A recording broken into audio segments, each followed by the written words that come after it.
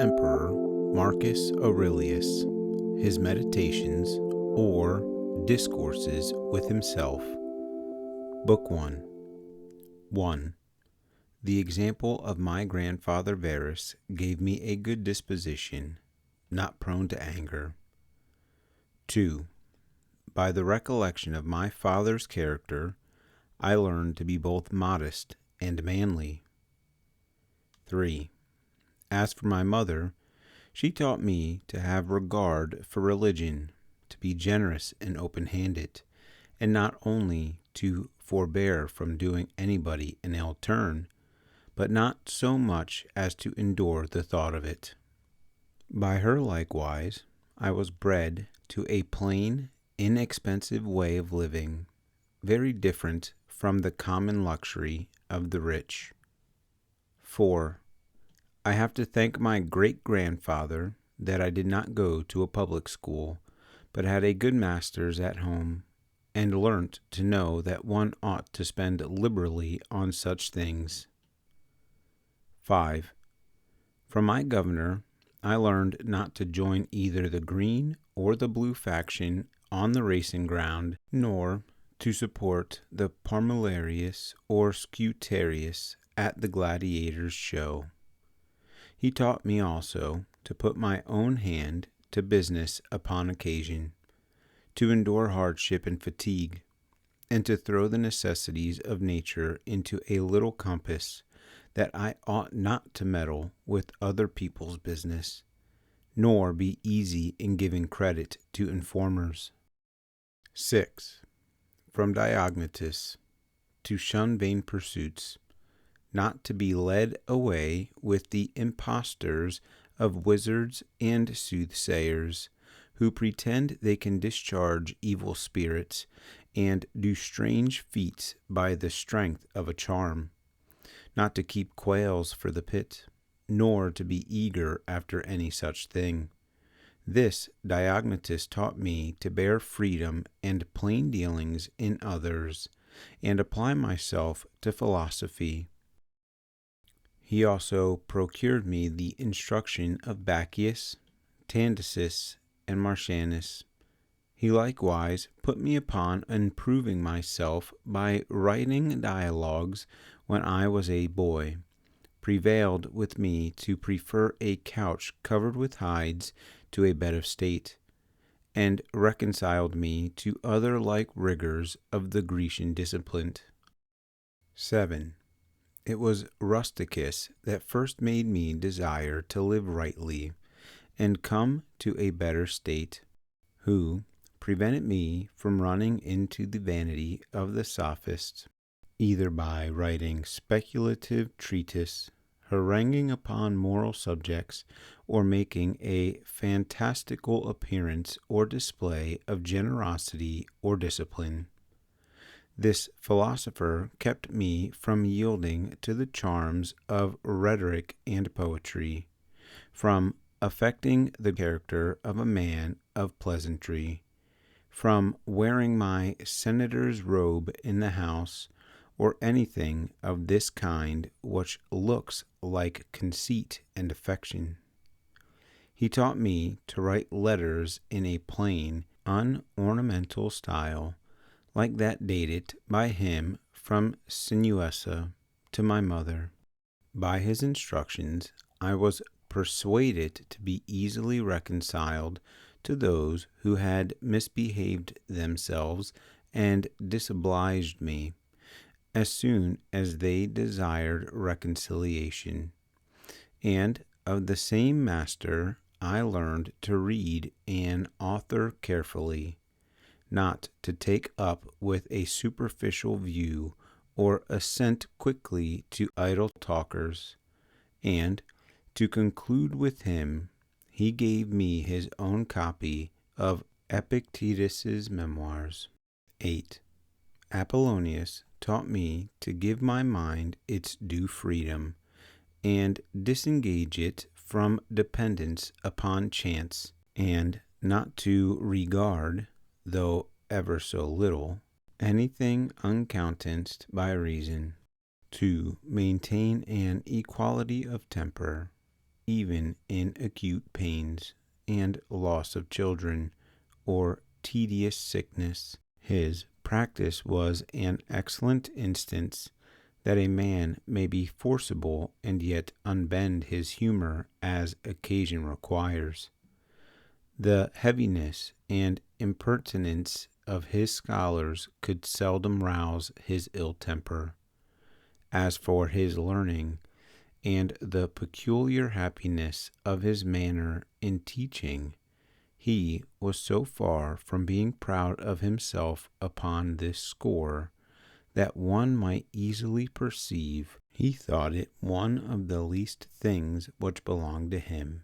This great man let me into the true secret of receiving an obligation without either lessening myself or seeming ungrateful to my friend. 9. The philosopher Sextus recommended good humor to me, and showed me the pattern of a household governed in a fatherly manner. He also bade me make nature and reason my rule to live by. By his precedent, I was instructed to appear with an unaffected gravity, to study the temper and circumstances of my friends in order to oblige them. I saw him bearing with the ignorant and undiscerning, complacent and obliging to all people, so that his conversation was more charming than flattery, and yet at the same time he was held in the highest reverence by others. Conversing with this philosopher helped me to draw up a true, intelligible, and methodical scheme for life and manners, and never so much as to show the least sign of anger or any other disturbing thought, but to be perfectly calm and indifferent, yet tender-hearted. However, he let me see in himself that a man might show his good will significantly enough without noise and display, and likewise possess great knowledge without vanity and ostentation. 10. Alexander the grammarian taught me not to be ruggedly critical about words, nor find fault with people for improprieties of phrase or pronunciation, but to set them right by speaking the thing properly myself, and that either by way of answer, assent, or inquiry, or by some such other indirect and suitable correction. 11. Fronto taught me that envy, tricking, and dissimulation are the character and consequences of tyranny, and that those we call patricians have commonly not much fatherly feeling in them. 12. Alexander, the Platonist, advised me that without necessity I should never say to anyone, nor write in a letter, that I am not at leisure, nor make business an excuse to decline frequently the offices of humanity to those we dwell with. 13. I learned of Catullus not to slight a friend for making a remonstrance, though it should happen to be unreasonable, but rather to endeavor to restore him to his natural humor, that, like Domitius and Athenodotus, I should always speak well of those who had the care of my education, and that I should always preserve an hearty affection for my children. 14. I am indebted to Severus for the love I bear to my relations, and towards justice and truth. He likewise made me acquainted with the character and sentiments of Cato, Brutus, Thrasea, Helvidius, and Dio, and gave me the idea of an equal commonwealth with equal rights and equal speech, and also a monarchy where the liberty of the subject was principally regarded. To mention some more of my obligations to him, it was of him I learned not to grow wise by starts and sudden fancies, but to be a constant admirer of philosophy and improvement, that a man ought to be generous and obliging, hope the best of matters, and never question the affection of his friends, to be free in showing a reasonable dislike of another, and no less clear in his own expectations and desires, and not to put his friends to the trouble of divining what he would be at. 15.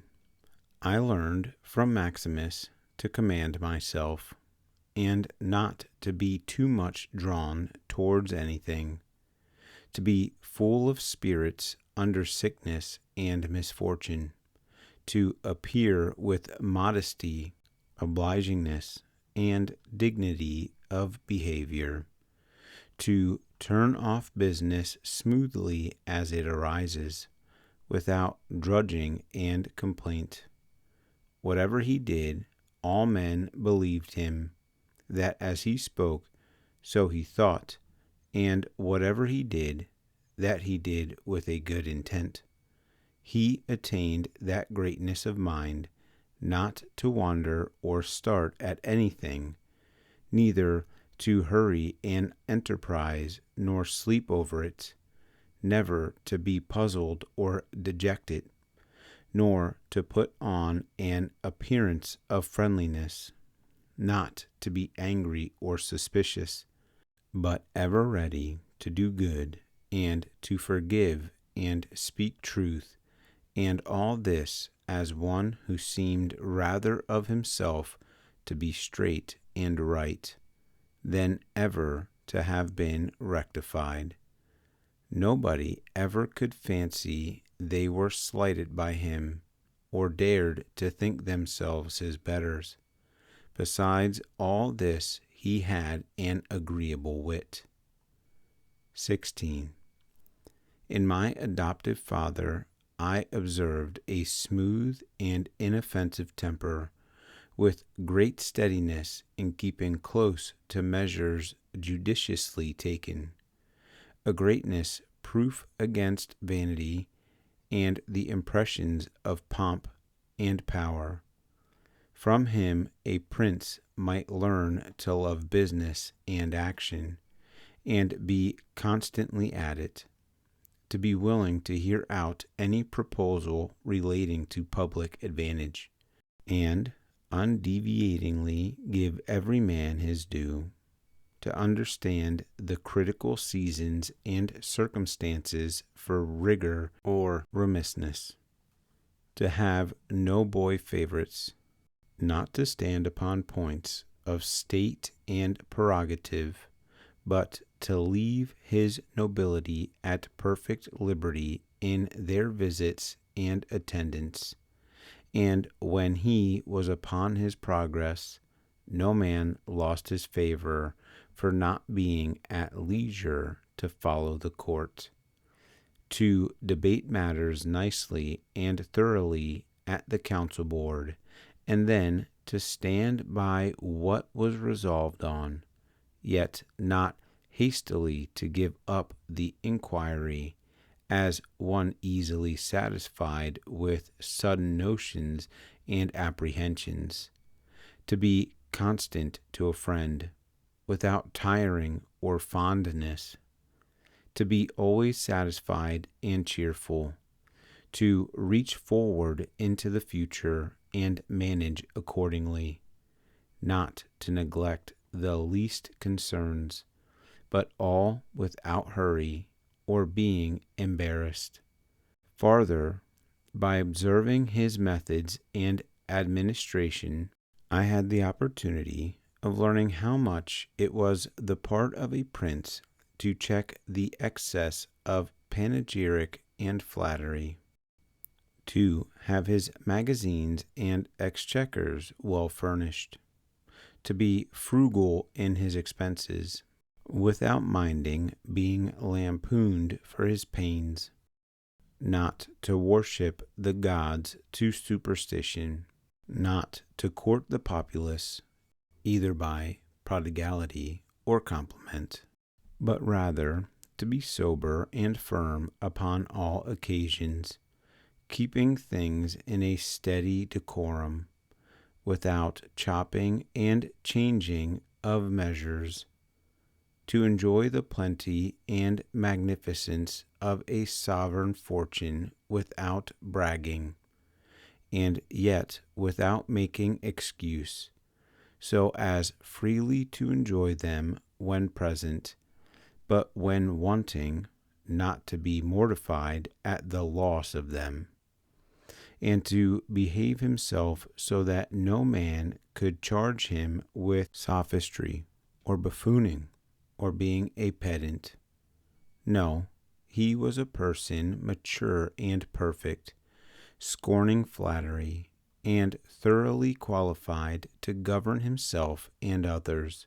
As for those that were philosophers in earnest, he had a great regard for them, but without reproaching those who were otherwise, nor yet being led away by these.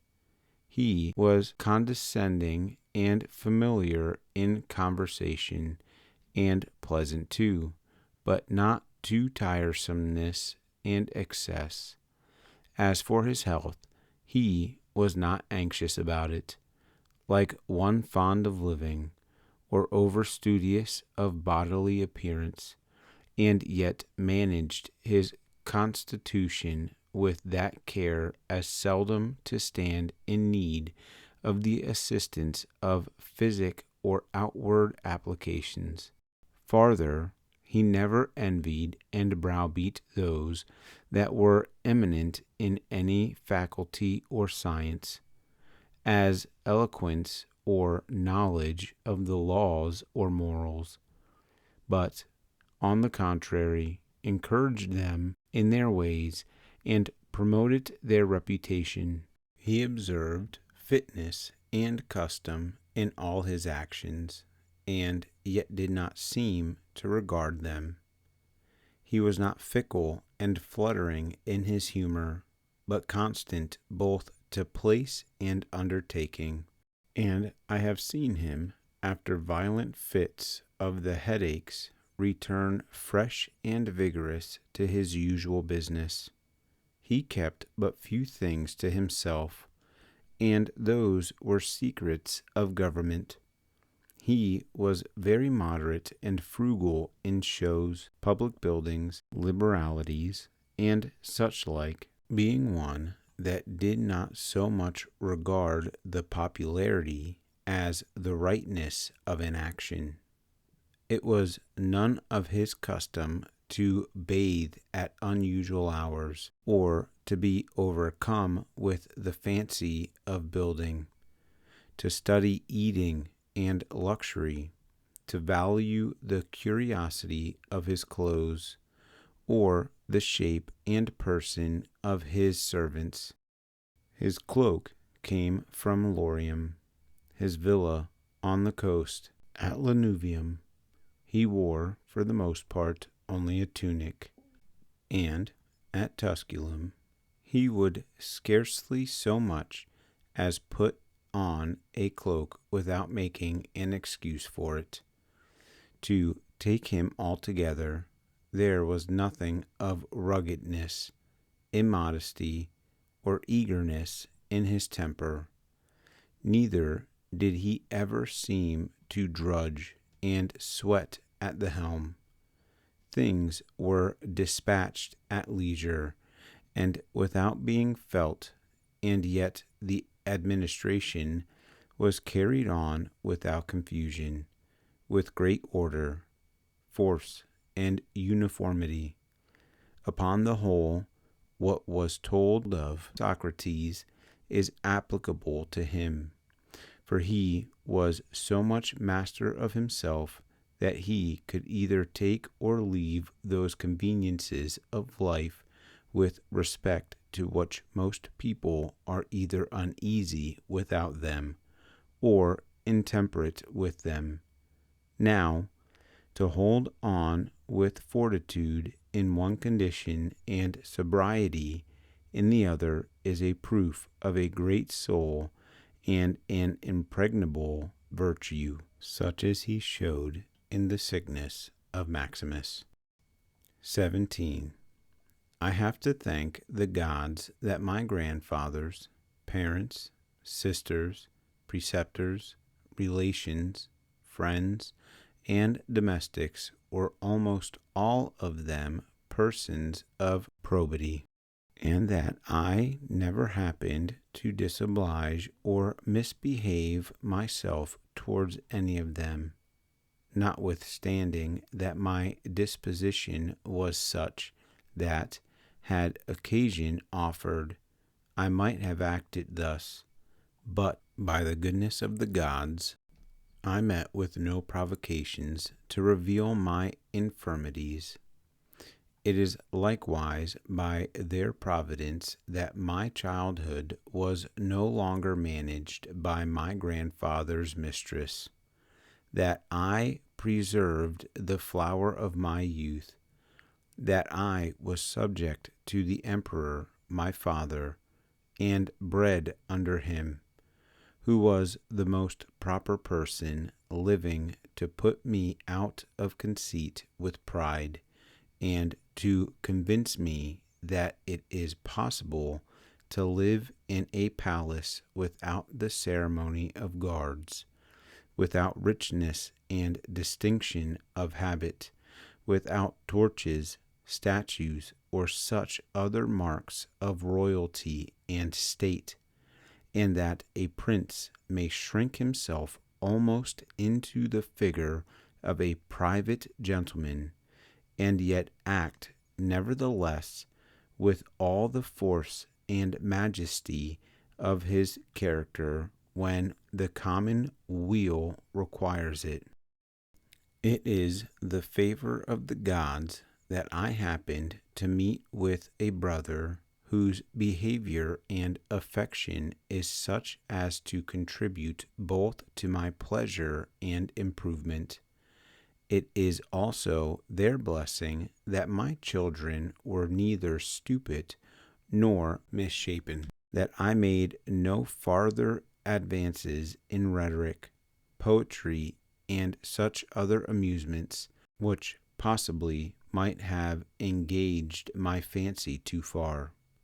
Had I found myself a considerable proficient, that, without asking, I gave my governors that share of honor which they seemed to desire, and did not put them off from time to time with promises and excuses, because they were yet but young, that I had the happiness of being acquainted with Apollonius, Rusticus, and Maximus, that I have a clear idea of the life in accordance with nature, and the impression frequently refreshed, so that, considering the extraordinary assistance and directions of the gods, it is impossible for me to miss the road of nature unless by refusing to be guided by the dictates and almost sensible inspirations of heaven. It is by their favor that my constitution has held out so well, under a life of fatigue and business, that I never had to do with Benedicta or Theodotus, and when I fell into some fits of love, I was soon cured, that when I fell out with Rusticus, as it frequently happened, I was not transported into any act of violence, that I had the satisfaction of my mother's life and company a considerable while, though she was destined to die young, that when I was willing to relieve the necessities of others, I was never told that the exchequer was empty. And again, it is they that kept me from standing in need of any man's fortune. Farther, it is from them that my wife is so very obedient and affectionate, and so remote from luxury, that I had choice of good governors for my children, that remedies were prescribed me in a dream against giddiness and spitting of blood, as at Cajeta by an ointment, that when I had a mind to look into philosophy, I did not meet with a sophist to instruct me, that I did not spend too much time in reading history, chopping logic, or considering the heavens. Now, all these points could never have been compassed without a protection from above and the gods presiding over fate. This was written in the country of the Quadi at the Granua,